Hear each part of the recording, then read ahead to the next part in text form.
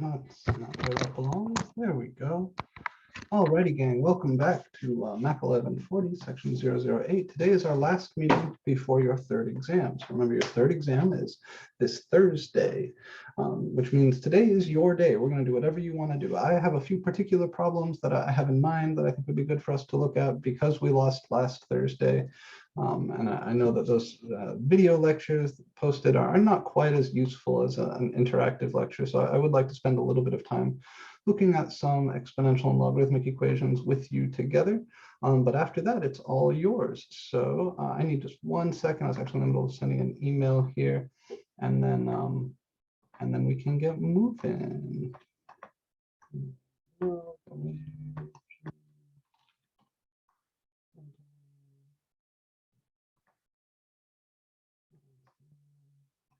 All right.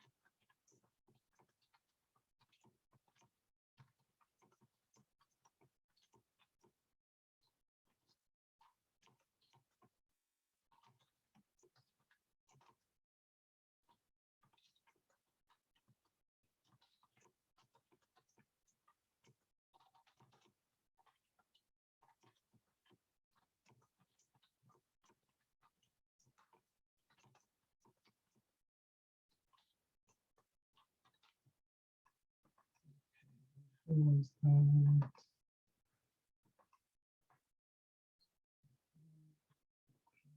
was that? Who was that? Where did it go? Sorry, guys, almost there.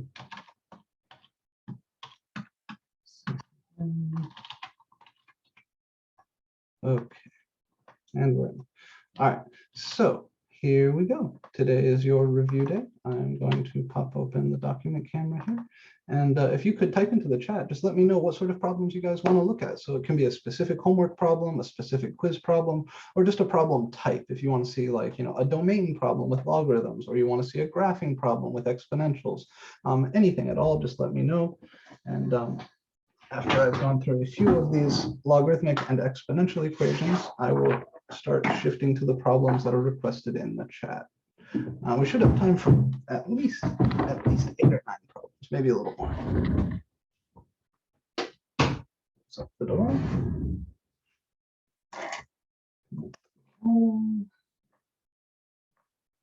Get my ugly mug out of the way. And we're off. Okay, so this, of course, is MAC1140, section number 008, which is pre-calc. Today is the 16th of November, 2021. And today is the exam 3 review. And just really quickly, I'll remind you the topics, sections on the test.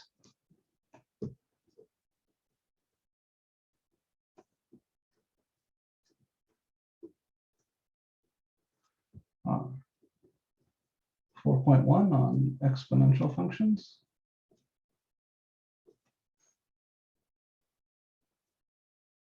So this was the section where we introduced exponential functions. We reviewed the basic rules for exponents, and we talked about the graphs of exponential functions. And we graphed a bunch of them by shifting up, down, left, right, reflecting all of that good stuff. Domains and ranges for exponential functions showed up here. The next section was 4.2, which is on the natural exponential. I'll just say the number e and function e to the x. So this section was mostly more of the same, just working with the base E exponential. So graphs of e to the x and its translates, transformations, domains, ranges, and those basic facts about the number e. Like, e is about 2.7, it's an irrational number, and all of that. We also had section 4.3, which was our intro to logarithms. This was the definition of the logarithm, those immediate consequences of the definition of the logarithm, the different ways of describing what it means to say the base a log of x is equal to y, going back and forth from log versions of statements to exponential versions of that same statement, figuring out what the base 2 log of 8 is, stuff like that. Also here was the basic graphing, right? So the graph of the basic logarithm functions and their transformations. Then we had section 4.4, which was on logarithm laws. These were those 3 basic algebraic properties of the log that we use kind of like identities if you're in a trig class. Like the log base a of x times y is the log base a of x plus the log base a of y. All of those problems that had to do with expanding or combining logarithm statements. And then the last section, the one that video lecture was on, section 4.5, which was exponential and logarithmic equations. So remember, an exponential equation is an equation where your variable is stuck in the exponent, and a logarithmic equation is an equation where your variable is stuck inside a logarithm. And we had different methods for solving each of those. We talked about the exponentials earlier last week, and the logarithmic equations, that was the material that was in the video that I posted for you here. So if you haven't watched this yet, please do watch this and take notes. Treat it just like a regular class. It is as structured the same as a regular class. But we will do more of this stuff today to kind of break back in and give you an opportunity to ask questions as we do it. These are the sections on the test. The relevant homeworks are all open for you until Wednesday. There is also a quiz to help you prepare. If you're having trouble with any of that, please don't hesitate to come by office hours, talk to me, or of course, type into the chat here any problems that you would like to see. So I'm going to recap section 4.5 for you in extreme brief here.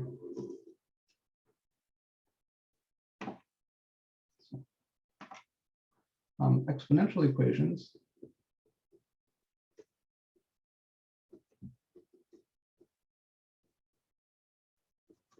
things like 2 minus e to the 3x equals 7 or something like that.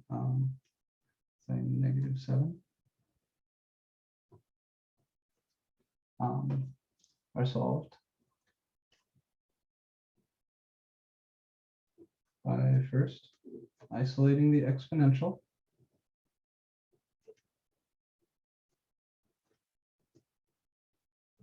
So that's the term where your your variable is in the exponent. Here it would be the e to the 3x. Then taking logarithms on both sides.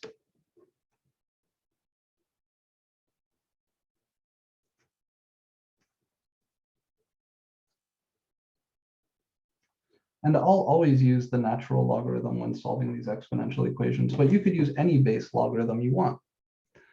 Does not matter for exponential equations. And then after you take logs, you will get a simpler equation. You'll get an equation where the variable is no longer in the exponent. So maybe here, let me add to item 2, use properties of logs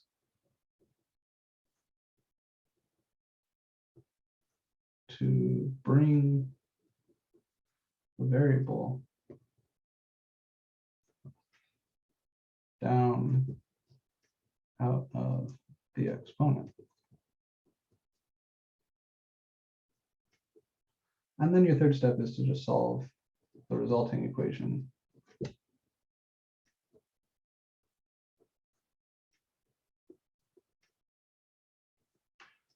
So I can go ahead and solve the equation above, and we can kind of see each of these steps in action.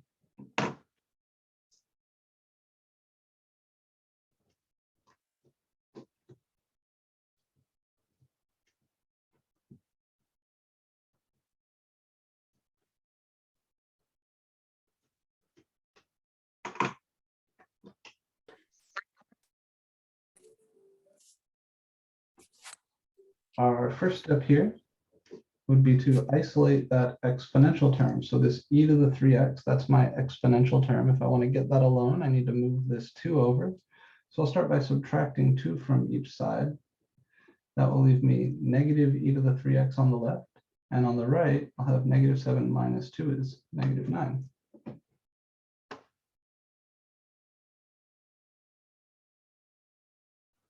Then I would divide both sides by negative 1, giving me just e to the 3x equals 9. And now we're to that magic step where we take logs.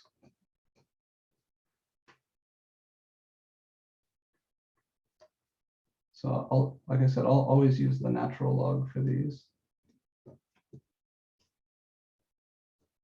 And you have to remember to take the logarithm on both sides. This is a kosher operation because logarithm functions are all 1-to-1.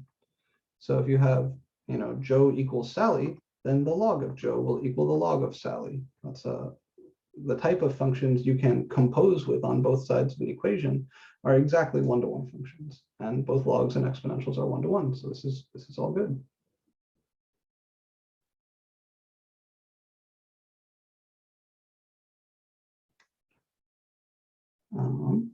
I'll move up here.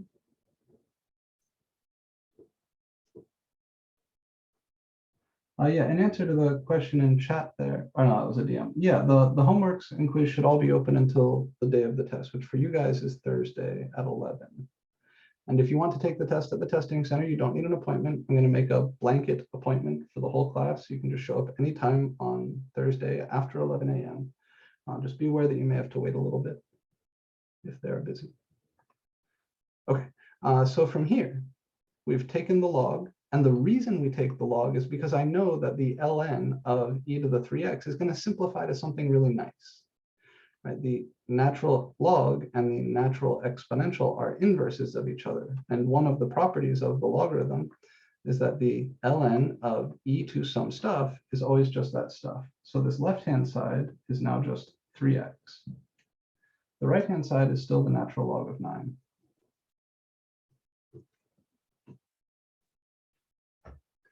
And so this is the resulting equation that I'm referring to in step 3, right? Here's step 2. We take the log and we use the properties of the logarithm to simplify the left-hand side here. So instead of ln of e to the 3x, that just simplifies to 3x.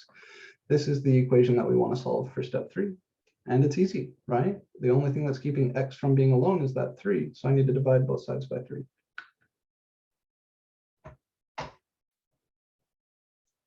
And that will give me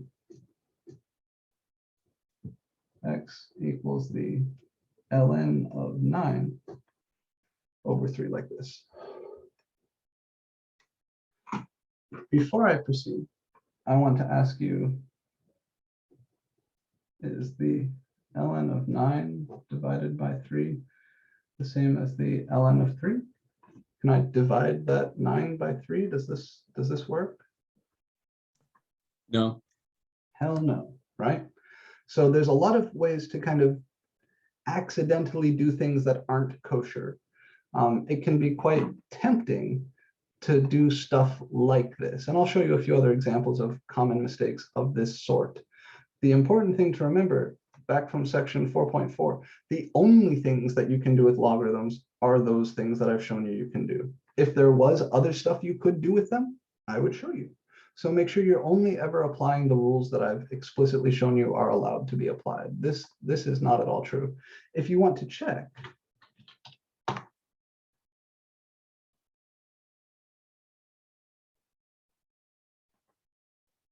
you can always use your calculator to compute both of these things separately,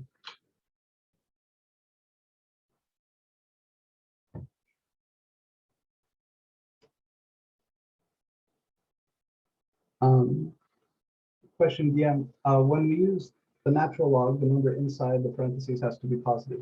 Yes. The domain of not just the natural log, but of any logarithm is positive numbers, open interval 0 to infinity. So if you ever find yourself taking a logarithm of a negative number, something has gone wrong. So inside of a logarithm always must be positive.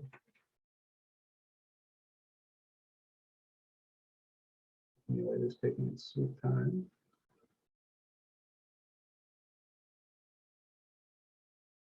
Oh, it's already up, it just didn't pop. Okay, so I can compute the ln of 9, close parentheses, divide by 3, and I get about 0.732.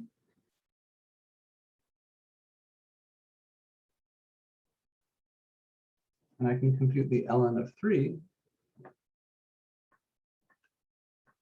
and I get 1.099-ish. So these are definitely not the same number, right? Which means these aren't equal, which means we need to just leave the expression like this. This is our answer. This would be the exact answer. And if you want the approximate answer in terms of logarithms, that's the 0.732 rounded to 3 decimal places.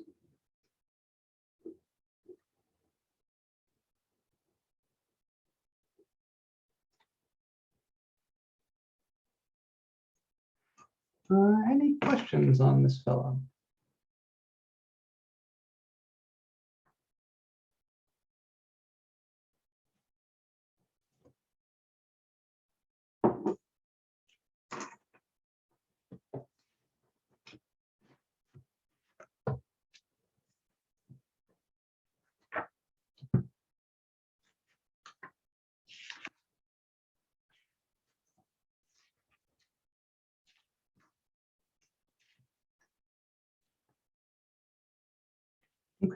I do want to show you kind of one more kind of exponential equation, something a little bit more interesting, not quite as straightforward, a type that we haven't seen. And then I'm going to look at a couple logarithm equations, one of the type we have seen and one of the type we have not seen.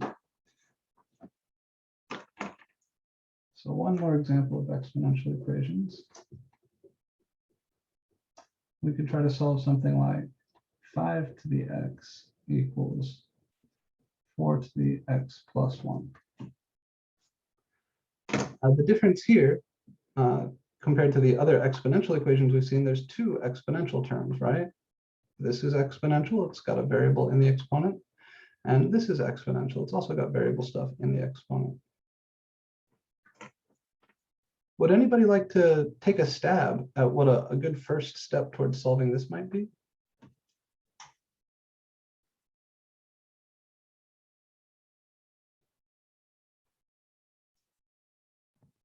Would you just take the logs of both sides? Yeah, very good. Both sides are just an isolated exponential, right? There's no more like isolation I can do. And I know if I take the log here, I'll be able to bring this x down. If I take the log here, I'll be able to bring this x plus 1 down as a chunk. So if we go ahead and attack by taking logs right away here,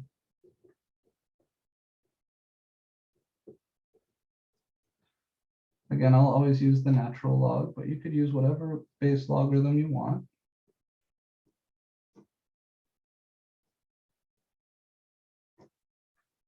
We write this step so that the reader knows what it is we're doing. And then we use that property of logarithms that says a power inside is the same as a multiple outside. So the x comes down from the first piece, and I just get x times the natural log of 5. With the second piece, you need to be a little bit careful. I'm bringing down x plus 1 as a chunk, so it comes down in parentheses. And without these parens, you can get into trouble. So please be good about your parentheses. Be careful. Be mindful of what you're writing down and make sure that it makes sense. This is a single item coming down as a single item, and it all needs to be attached to the log of 4 because here 4 was raised to all of x plus 1. So we take the logs. This is the resulting equation. I know equations like this can look a little bit intimidating at first, but remember the natural log of 5 is just a number, and the natural log of 4 is just a number. All right, and we can even approximate them if we want to take a look at it. The natural log of 5, it's about 1.6. The natural log of 4, it's about 1.4. Right, so this is like x times 1.6 equals x plus 1 times 1.4. Nothing to be afraid of. Just treat these like you would treat any other constant. With that in mind, what could I do to start solving this equation?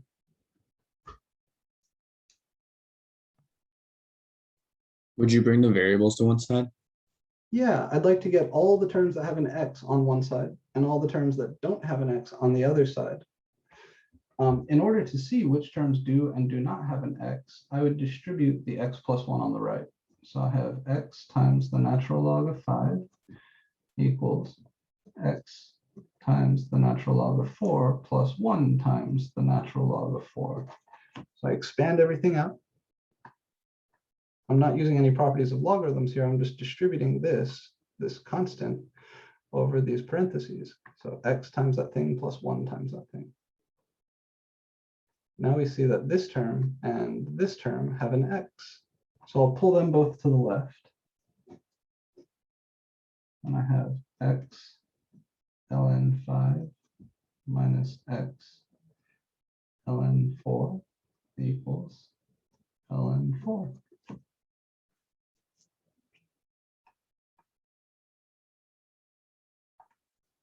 And over here, this is like x times some number minus x times some other number. I can factor out the x. I can combine those like terms. That's x times ln of 5 minus ln of 4, like this. And my right-hand side is still just the ln of 4.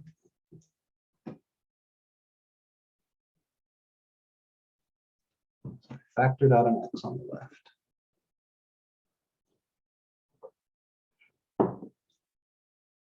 Final, if I want to get x alone, I divide both sides by the big parentheses on the right. So this is x equals the ln of 4 divided by the ln of 5 minus the ln of 4. And that's it. That's your answer. If you want to approximate it, you can. So over here, I would write the ln of 4, close parentheses, divide, open parentheses, ln of 5, close, minus ln of 4, close, close. Typing it in exactly as it is there, we get about 6.213.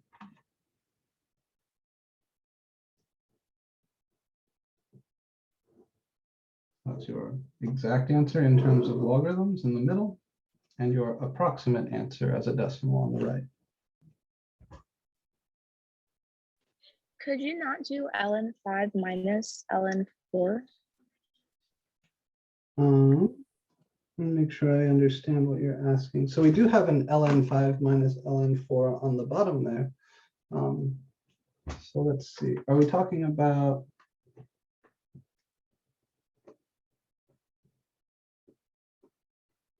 like treating these like the ln of 5 minus 4?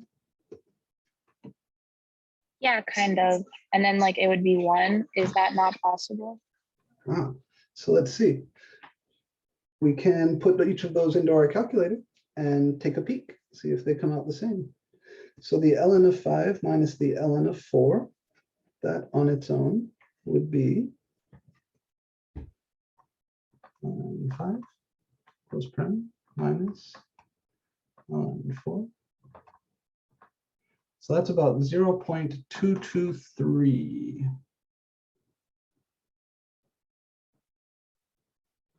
Can anybody tell me what this is? Certainly I can put it in the calculator, but I claim we can figure this out without putting it in the calculator also.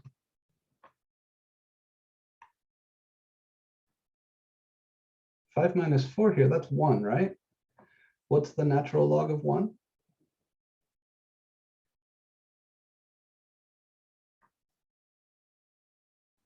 One. So remember, it would be, we'd be asking, to what power must I raise e in order to get 1 out?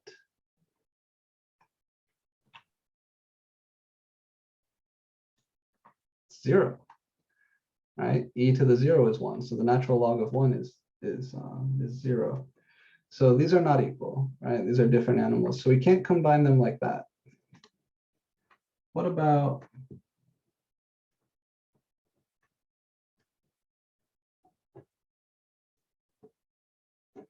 is there a way I can combine those terms from the denominator?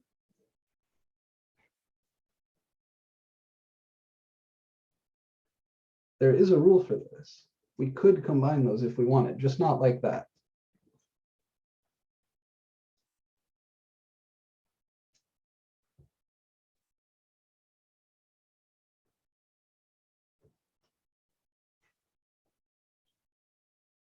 Right? Subtraction outside is the same as division inside, and we can check this also.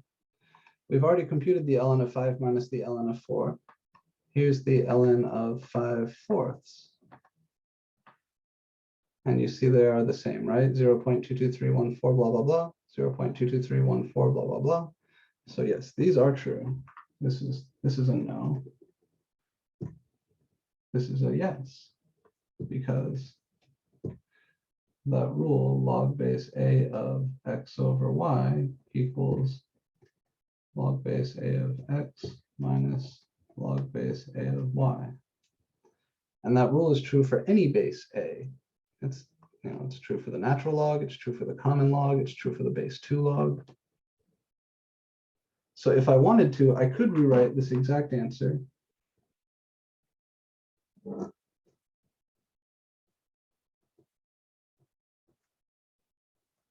as x equals the ln of 4 divided by the ln of 5/4.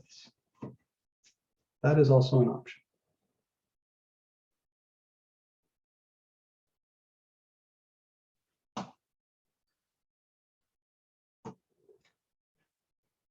Okay, one more of these. Can I cancel ln 4 over ln 5 minus ln 4?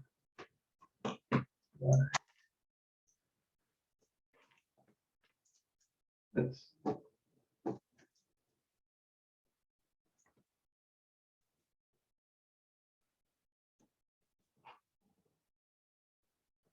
If we could cancel like that, we would get 1 over ln 5 minus 1, right? So is this kosher cancellation?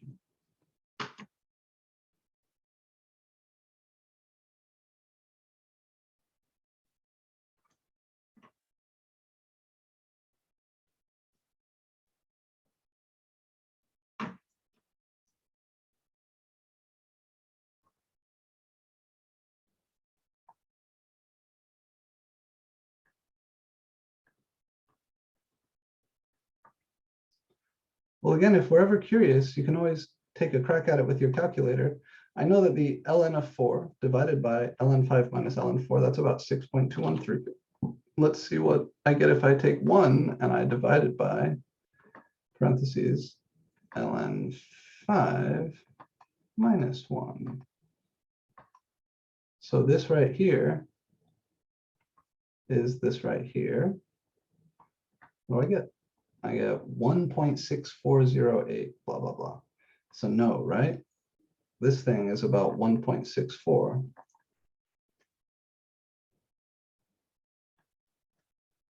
And this thing is about 6.21. So definitely no.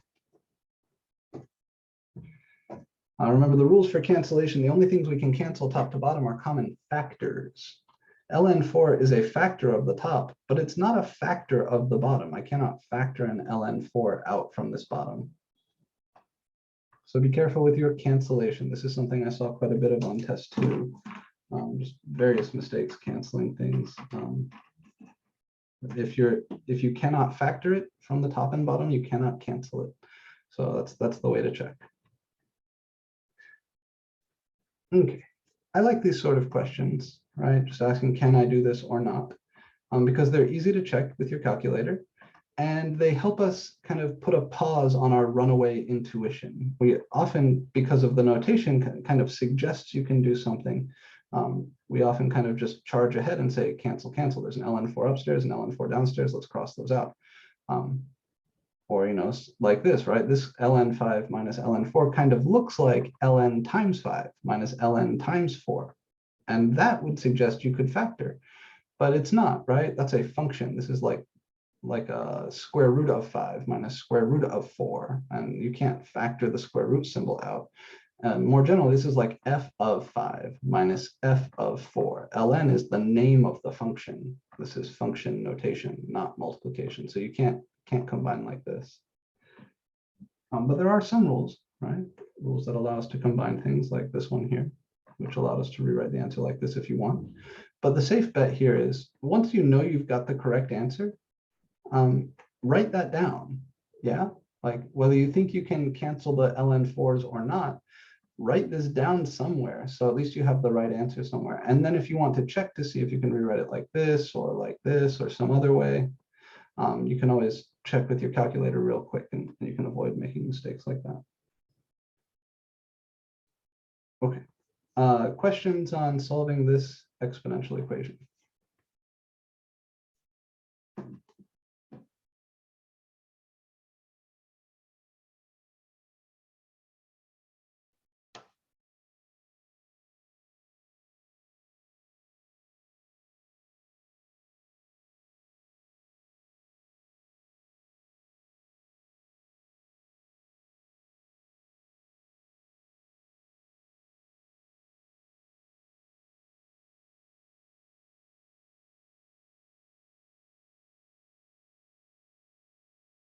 Okay, then let's look at a couple of logarithmic equations, and then I'll hand it over to you guys. I still haven't gotten any requests in the chat there for specific problems or problem types. So do please let me know in the chat what sort of problems you want to see worked here, what sort of stuff you'd be nervous about on the test.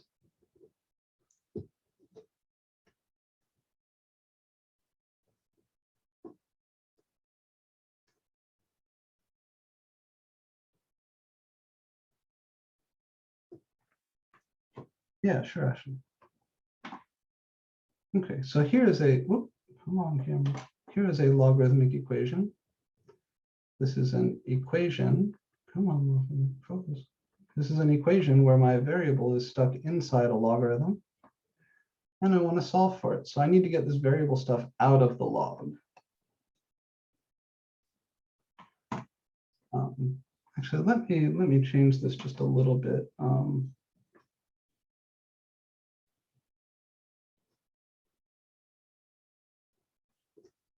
About 1 minus 2 times the natural log of 2 plus x.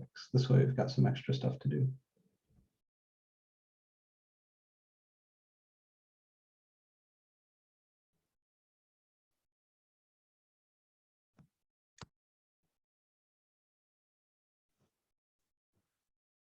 All right.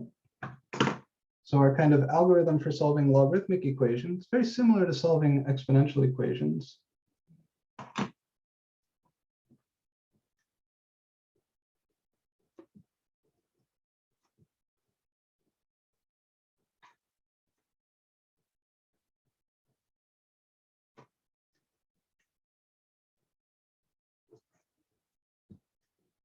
First, we want to isolate the log term with our variables. If there's multiple log terms,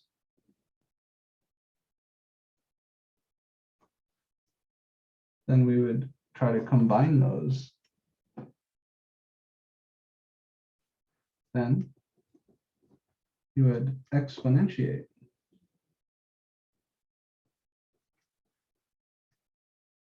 to get rid of the logs.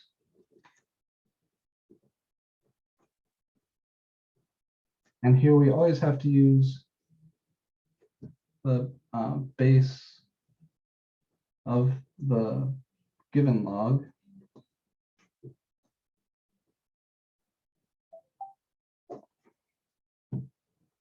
And then the logarithms will go away, and we solve the resulting equation.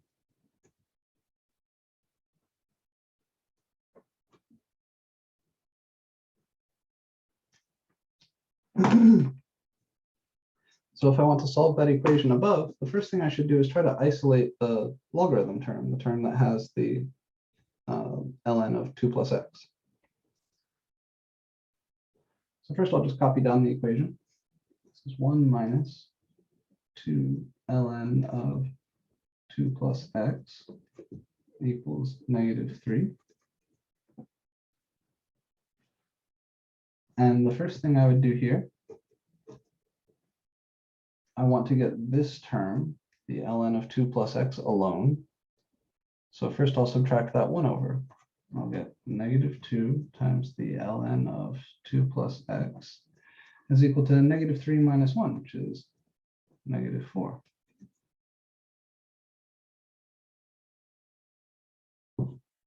Then I would divide both sides by -2, giving me the ln of 2 plus x equals -4 divided by -2 is +2.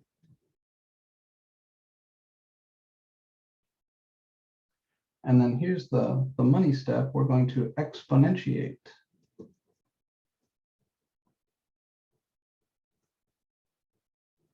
And I'm going to use the base e. Some of my calculus students just call this e-ing both sides. The trick with logarithmic equations is that you must use the base of the logarithm that's given. So here, this is a natural log.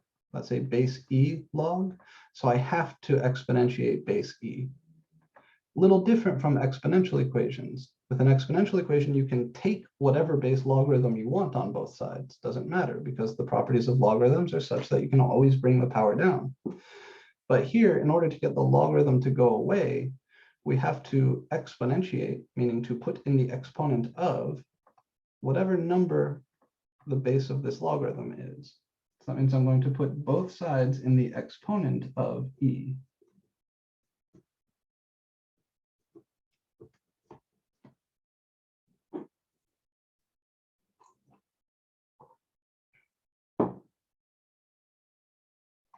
So this left-hand side, ln 2 plus x becomes e to the ln 2 plus x. And this right-hand side, 2, becomes e to the 2. I'm not raising both sides to the e. That would mean taking this and raising it to the e-th power, taking this and raising it to the e-th power. It's a little different. It's kind of backwards from that. So it's its own word. It's called exponentiating.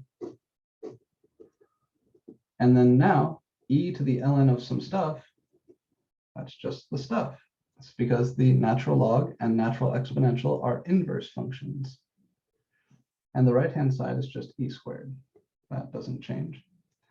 And e squared, remember we said when we first started talking about e, just leave powers of e as powers of e. Don't write them as decimals, please. Finally, we solve the resulting equation. And this is an easy equation to solve. This is just x equals e squared minus 2, like that. And if you do want a decimal approximation, this would be the step where you would cook that up. Again, I don't have a TI-30 emulator. If you find one, please let me know. I would love to have one. But in the 84, we would hit second and divide to get the E button. Then the caret here to get into the power. Type of 2, that's e squared. And then the arrow to get down out of the power. And then minus 2. That's e squared minus 2. And that is about 5.389.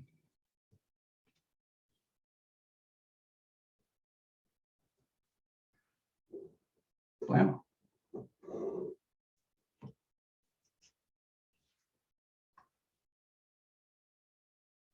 So the solution to this logarithmic equation is the number e squared minus 2. which is about 5.389.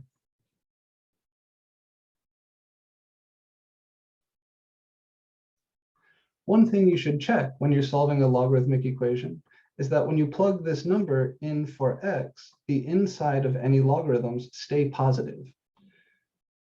Especially in an equation where you use some of those log properties to combine logarithms, it's very possible that you end up with multiple answers or some answer which, when you plug back into the original equation, makes the inside of one of the logarithms negative. And that's no bueno, right? You cannot take a logarithm of a negative number. So you should always check your answers in the original, or at least verify that the original equation is not undefined when you plug this number in. So 2 plus x, that would be about 7.389. And 7.389 is a positive number. So the natural log here is not going to get upset at us when we plug that in.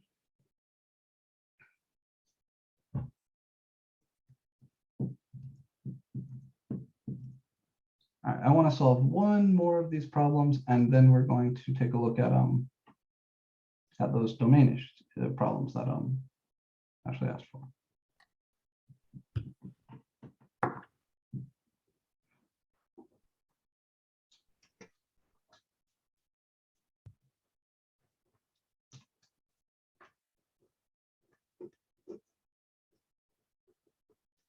So how's about we look at the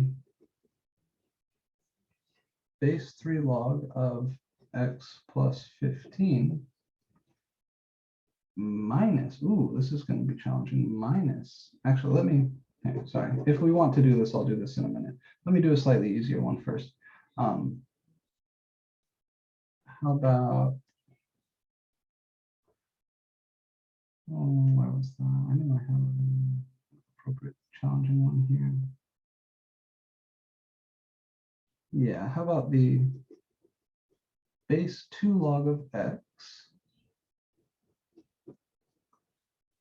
plus the base 2 log of x minus 3 equals 2.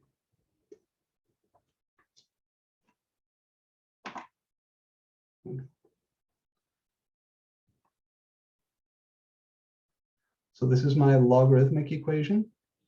It is so called because I've got my variable here stuck inside a logarithm, variable here stuck inside a logarithm. So my first step is going to try to isolate the log term, but there's 2 of them. I've got 2 log terms with variables inside. So if I'm going to isolate the log and then exponentiate, I need to combine those into a single log first. So my first step here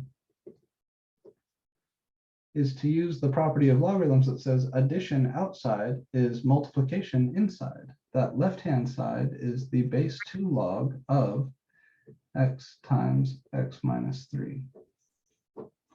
And the right-hand side here stays 2.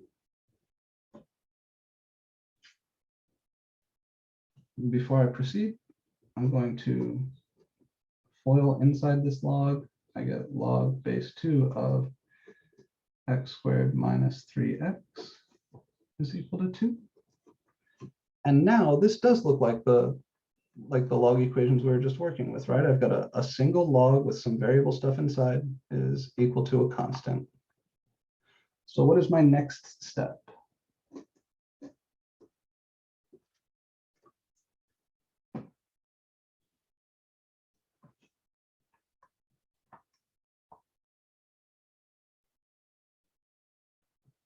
Yeah, I got you, Pierre.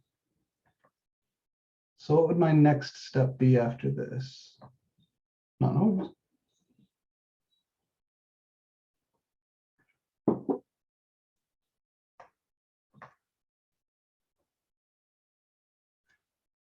Definitely we want to exponentiate. But here I'm not going to use the base e. So I got a DM saying, we put this in the e. It's the same sort of move, but we're going to use a different base. So what is the base of the logarithm I'm working with? Base 2.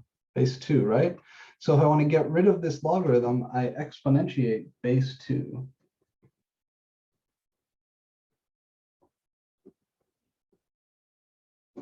which means I'm going to put both sides in the exponent of the number 2. So I get 2 raised to the base 2 log of x squared minus 3x equals 2 raised to the 2.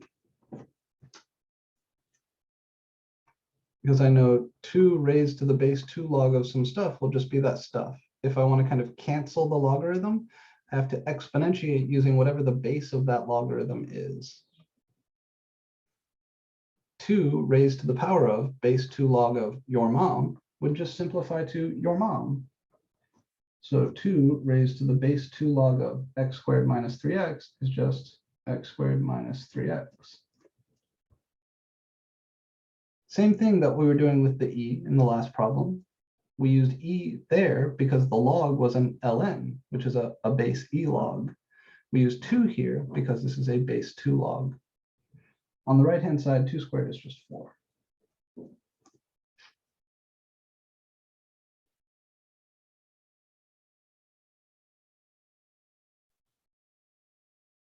Now this is a quadratic equation. We know how to solve those. I subtract the 4 over, and then we try to factor.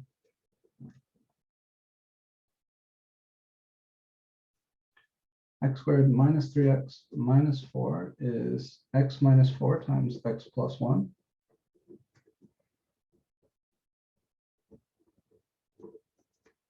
So I get 2 solutions to this quadratic, x equals 4 and x equals -1.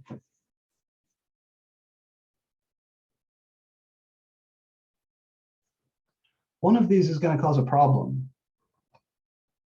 Both of these numbers solve this equation just fine. But in that very first step where I combine these 2 logs into this 1 log, I take the 2 logarithms added together and I write it as a single log with multiplication inside, that actually changes the domain. And we need to, anytime we solve a logarithmic equation, take these answers and make sure that whatever answer we're going to hold on to doesn't make the inside of either or any of the logarithms negative. So in other words, you just check these in the original. So here I would have the base 2 log of 4 plus the base 2 log of 4 minus 3 equals 2. This is fine. 4 minus 3 is 1. This is fine. So no problems. When I check this guy, I get the base 2 log of -1 plus the base 2 log of -1 minus 3 equals 2.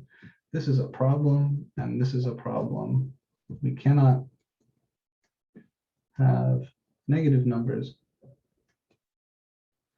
negative inputs for any logarithm. Both of these are undefined. The base 2 log of -1 is undefined, and the base 2 log of -4 is undefined. So we got to throw this guy away, and our only answer here is +4. I want to emphasize that the issue isn't that this x is negative. Sometimes solutions to these equations will be negative numbers. The problem is that when you plug this number in, the inside of the logarithm is negative. So it's not just like throw away the negative number, it's check that number, any solution you get out, in the original equation, and if that number makes any of the insides of logarithms negative, then they gotta go.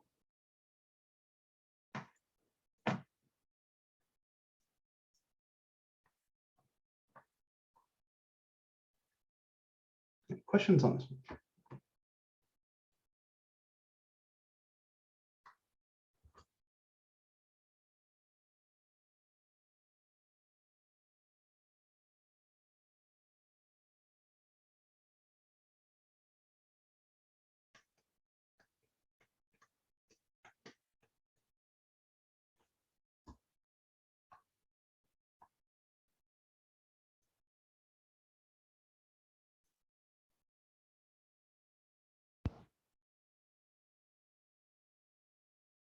Okay.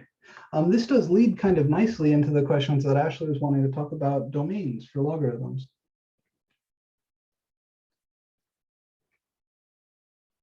So the reason this answer is no good is because it's not in the domain of either of these expressions.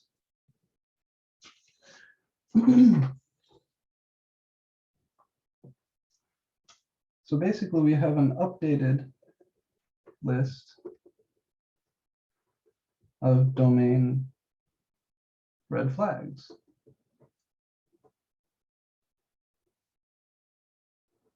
Remember the beginning of the semester? When we were first talking about how to find domains using algebra, we had two red flags, right? The first one was variables downstairs in a fraction.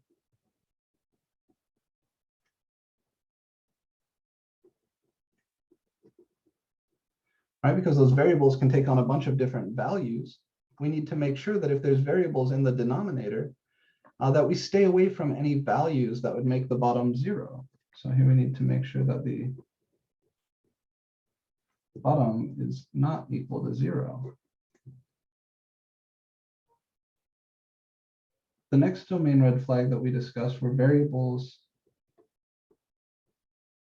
under even roots, like square roots, fourth roots, sixth roots, and so on. Because you cannot take the square root or fourth root or sixth root of a negative number without getting imaginary numbers out. We need to make sure that the inside of any even root is greater than or equal to 0. And then the new one is variables inside logarithms.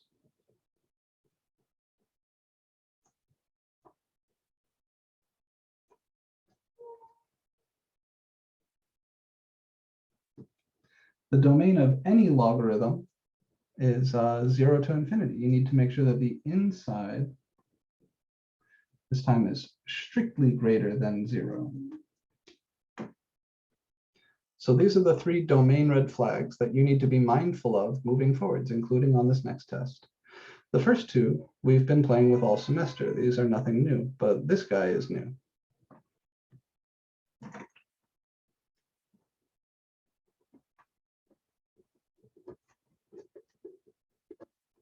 And it's easy to put together a problem that incorporates multiple versions of these. One that I like, I could ask you to find the domain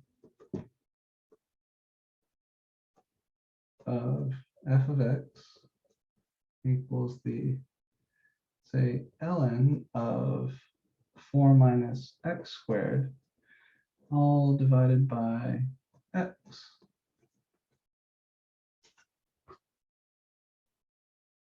And the trick to finding the domain here, since certainly we don't know what the graph of that looks like, that's a pretty complicated function.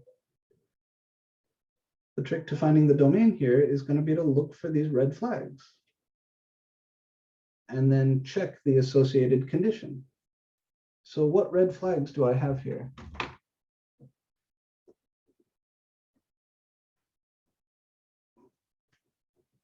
A variable downstairs in the function.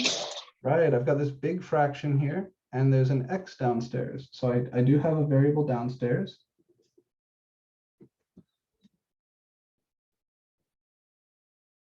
So I need to make sure that the bottom is not 0. Let's do that. Well, the bottom here is just x. So we need x to not be equal to 0. All right, that's the only way I'm going to get in trouble with this x downstairs is if you try to plug in 0. In other words, 0 is not in our domain.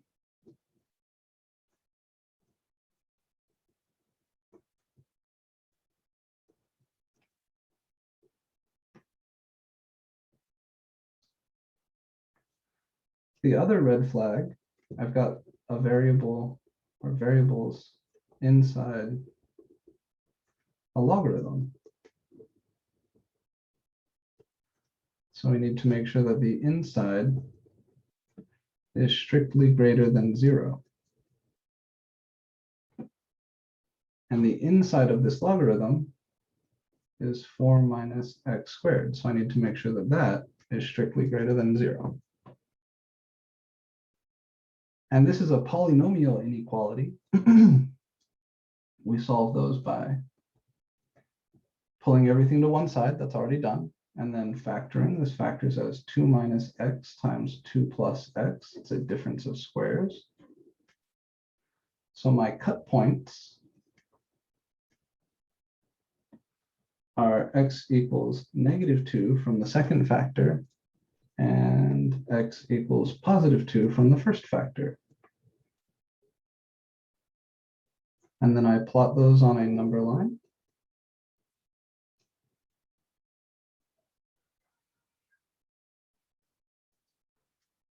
And that splits my number line up into 3 regions.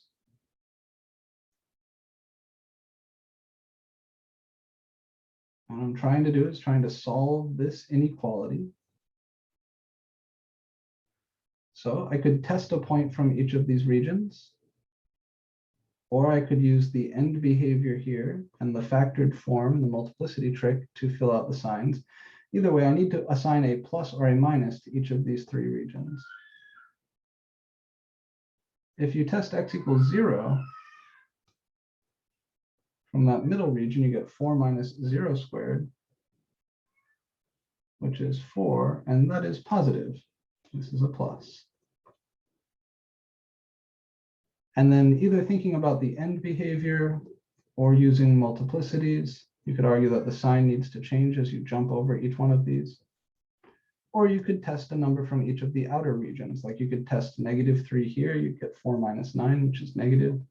Test +3 here, again, 4 minus 9, which is negative. So the solution to the inequality 4 minus x squared is greater than 0 is the open interval from -2 to 2.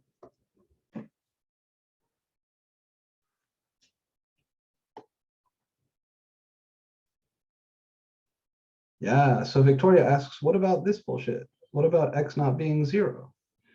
So I'm handling each of these things separately, and then the last thing we need to do is combine those two to find our domain.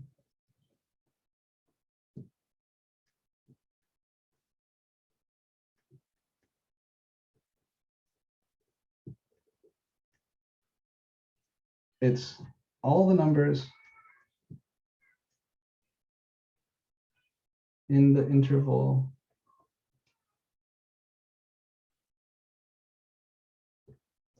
-2 to 2, except x equals 0. And I would really like a nicer way of writing that. This would be a correct answer, but boy, is it ugly. All right, it's got all these words, and it doesn't tell me immediately what this looks like. So I would sketch this. Put -2 here, +2 here, and 0, of course, is halfway in between them. So I know everything from here up to 0 is Gucci, and everything from here down to 0 is Gucci, but 0 itself, no bueno. So the domain of f of x is -2 to 0, union with 0 to 2, all open.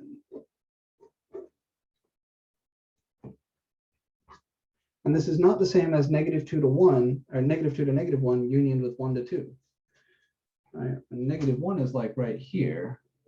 +1 is like right here. There's all sorts of shit between -1 and 0 that I don't want to kick out. There's all sorts of shit between 0 and +1 I don't want to kick out. This really is the only way of writing this in interval notation.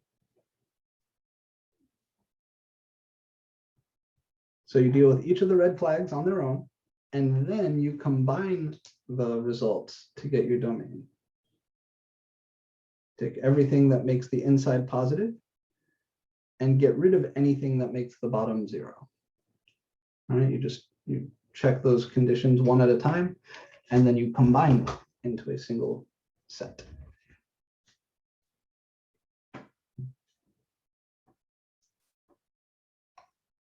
Well, I had to solve this inequality to ensure that the inside is positive. Certainly for a lot of values of x, like if you try to plug in x equals 3 here, the inside would be negative. So in order to guarantee the inside being positive, I had to solve the inequality. I just take the inside and I set it greater than 0. And that gives me an inequality which I can solve to guarantee that the inside will be positive. So the inside of my log is positive if and only if 4 minus x squared is greater than 0. And then the way we solve this inequality is by factoring and making this number line. The solution to that inequality, 4 minus x squared is greater than 0, is the open interval from -2 to 2. So I know as long as I only take x values from the open interval -2 to 2, the inside of this logarithm will be positive. And then I had to combine that with the separate condition that guaranteed the bottom is not 0. So I had to take the interval -2 to 2 and pluck out anything there that made the bottom 0. The only number that made the bottom 0 was 0 itself. So I take my open interval from -2 to 2, and then I chop out the number 0 right here. And that's how I get this set.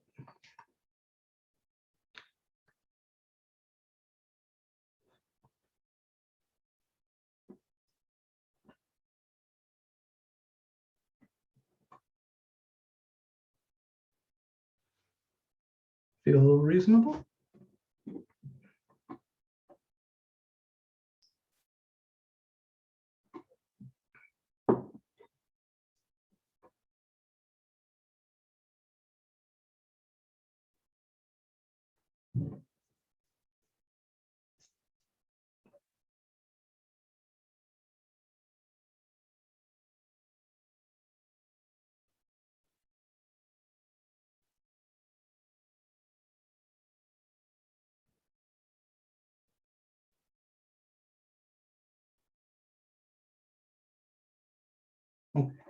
There was one problem that I wrote down a second ago that we didn't solve. I decided to kind of skip it and do a slightly easier one. Let's go back to that really quick. I started writing down this logarithmic equation.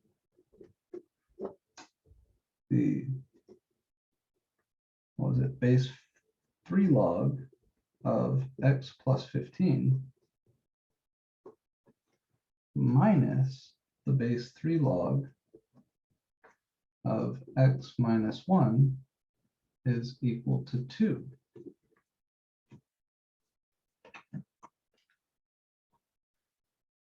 So if I want to solve this equation, very similar to the other one we did, where I've got 2 logarithms, only now instead of being added, they're being subtracted. I want to follow that same procedure, though. I need to isolate the log and then exponentiate, which means I need to combine these.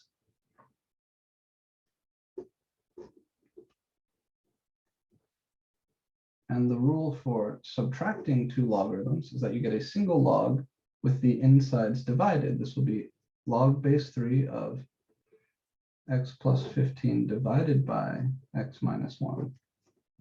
And all of this still equal to 2.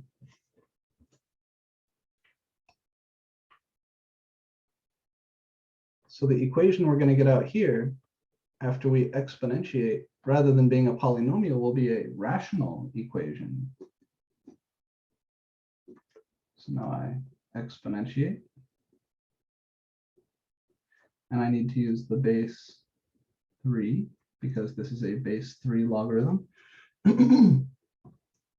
I'll get 3 raised to the base 3 log of x plus 15 over x minus 1 equals 3 raised to the 2.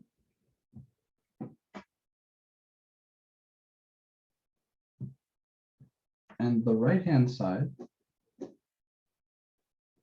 3 raised to the base 3 log of some stuff will always just be that stuff. So this is x plus 15 over x minus 1 is equal to 3 squared, which is 9. How do you solve an equation like this?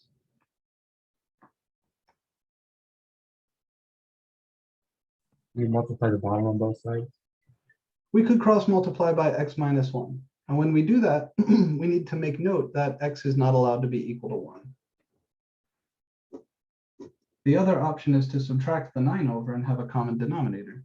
That's a little bit more work, so I'm okay with saying this. We're going to say this is x plus 15 equals 9 times x minus 1.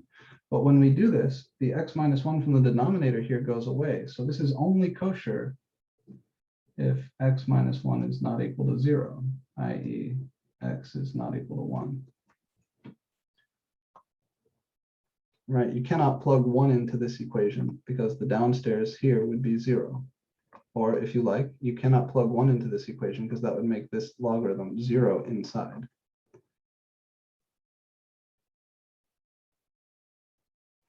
All right, now the equation here we can solve. This is x plus 15 equals 9x minus 9. Distributing the 9.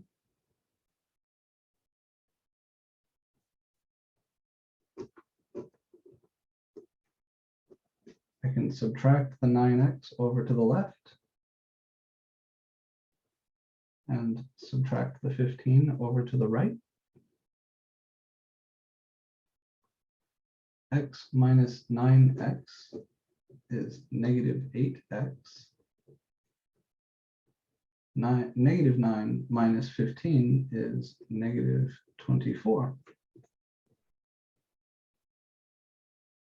And dividing both sides by negative 8, I get x equals negative 24 over negative 8, which is positive 3. And we should, because this is a logarithmic equation, check the answer in the original.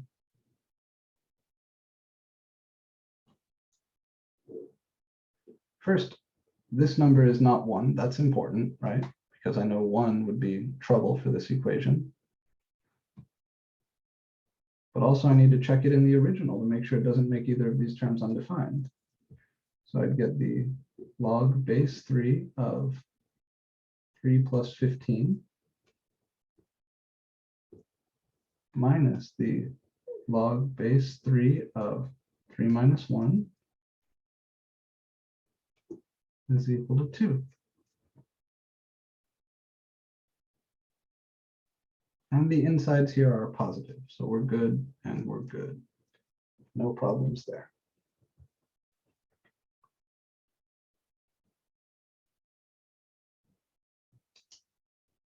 All righty. So that's our kind of quick recap of log and exponential equations and a little bit of domain finding work. So your calculator should have 2 logarithm buttons. Let me pull up a picture of the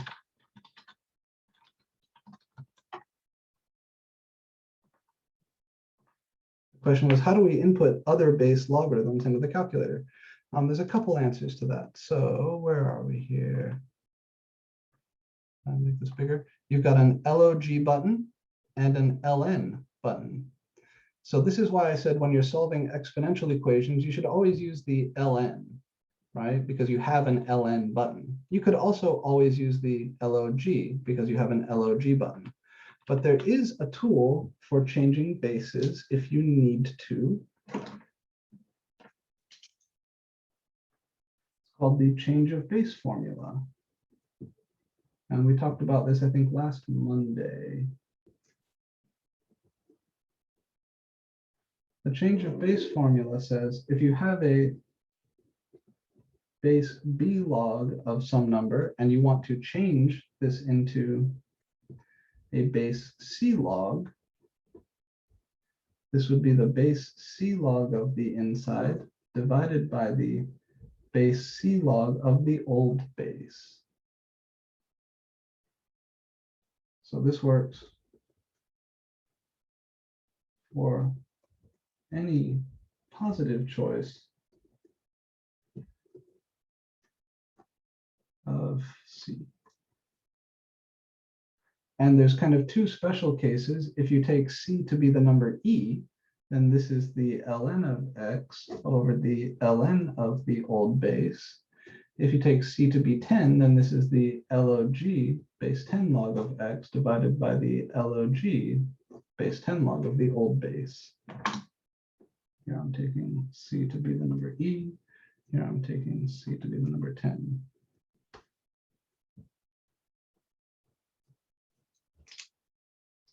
So if you want to compute, for example, the base 2 log of 17, you could write that as the ln of 17 over the ln of 2, or the log of 17 over the log of 2.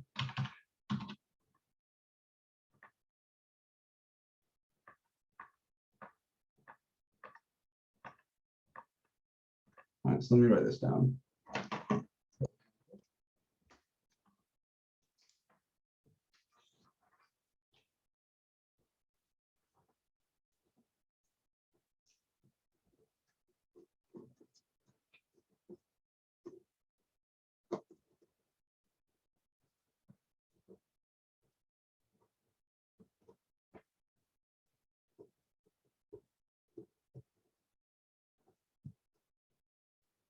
I could ask you to approximate the base 2 log of 17 to 4 decimal places.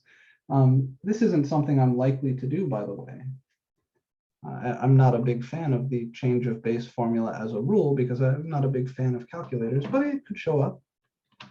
If we had to do this, I would use my change of base formula to say, okay,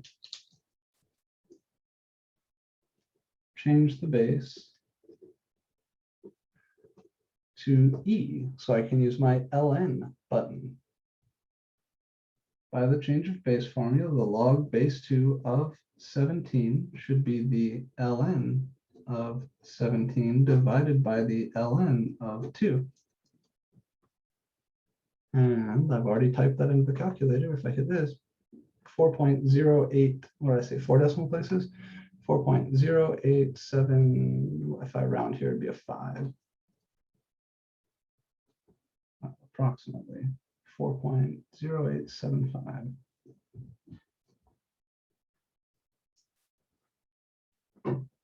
So if you want to compute some weird base logarithm of a number, you change it into a natural log or a common log, right? You can verify that you get the same thing if you use log 17 divided by log of 2.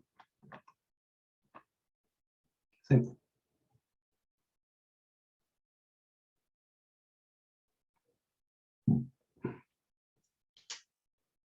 I will tell you something here really quick. So this test, I guarantee you, let me turn this video on, my contact.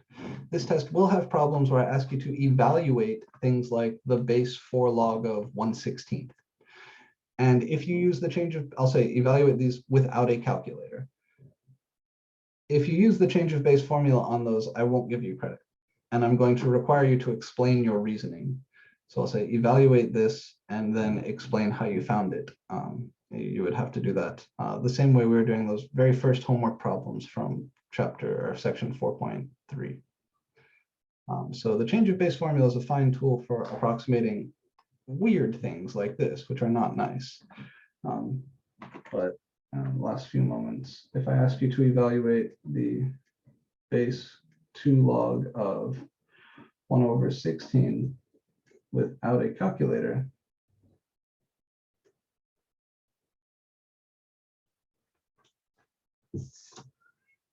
the way you would do this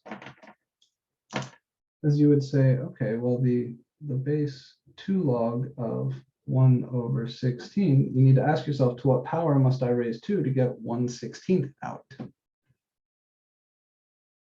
It'd be a negative number. It's definitely a negative number, yeah, right? Because if I'm going to raise 2 to a power and get 1 over something out, that power has to be negative. And we can make this easier to see by remembering that 16 is 2 to the 4.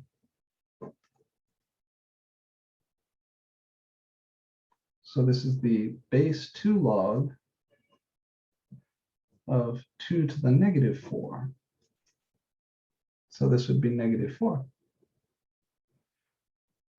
Or you could say just that the base 2 log of 1/16 is -4 because 2 to the -4 is 1/2 to the 4 is 1/16. But I would need to see an argument, right? A procedure that shows me how you're finding it.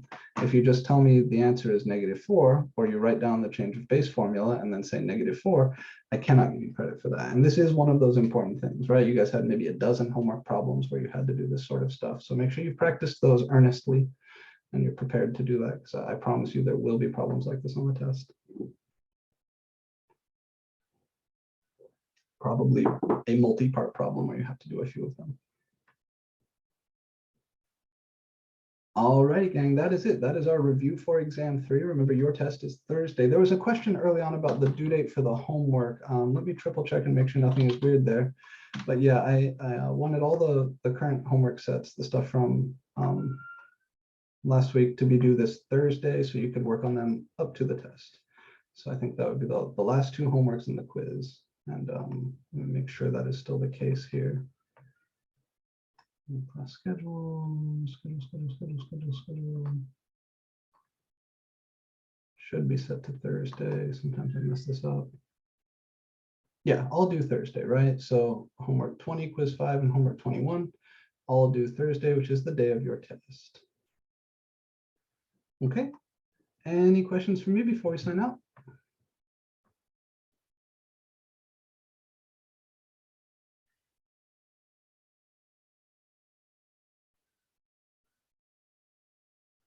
Okay then, guys, make sure you're working on the homework stuff. I have cleared all the extension requests to see. I've got a few more that have come in just recently. If you need any more time on any of these old homework sets, please let me know. Happy to extend them. Work hard, get prepared, do well. And if there's anything you'd like to talk to me about, you can come see me in office hours, send me an email, Candace message, or message me on Discord. No new homework set today, just a review for the test. So you just spend the time getting caught up if you need to. Otherwise, solve extra problems to prepare for the test. If you've done all the homework and all the quiz, and you've really solved those problems yourself without any, calculator, mathway, any of that shit, then crack open the book. Take a look at the chapter test from the book. That's a really good place to work and prepare yourself, or the chapter review in the book. Both of those are very good. I got a question, Professor. Sure. Will you have office hours tomorrow? Yep. Normal office hours tomorrow, 1 to 2. Awesome. Thank you. Alrighty then, gang. I'm going to go ahead and sign out. I got to move on to my next class. I hope you have a lovely rest of your day, and I will see you for the test on Thursday.